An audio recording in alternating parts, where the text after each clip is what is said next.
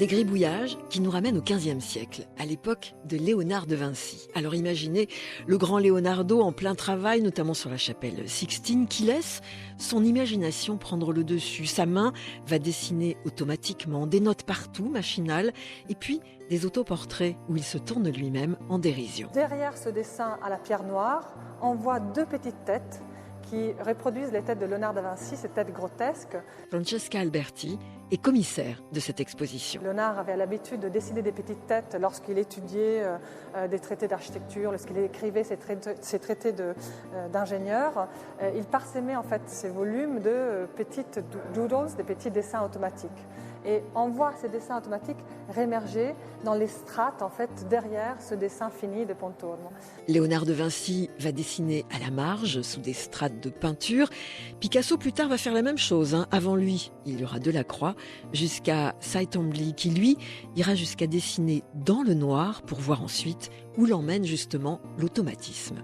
Et on l'a mis en dialogue avec 2 œuvres de Seytombly, des dessins de Seytombly, pour montrer en fait comment ce geste de gribouillage est quelque chose d'absolument atemporel et achronique.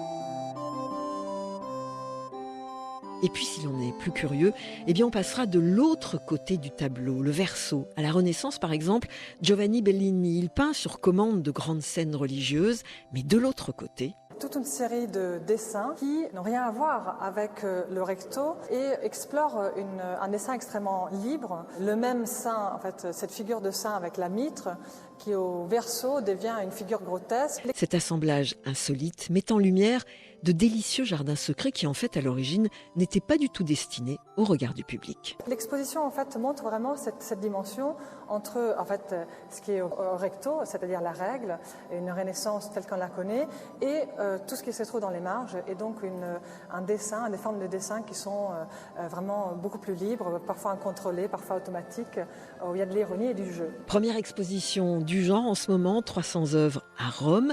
Elle aura une suite, cette exposition. Ce sera à Paris en octobre prochain à l'École des Beaux-Arts. Le thème du grand art des gribouillis ou bien des doodles, ces dessins automatiques. Mais oui, les mêmes que vous faites quand vous vous ennuyez en ce moment dans une réunion ou avant, quand on était à l'école.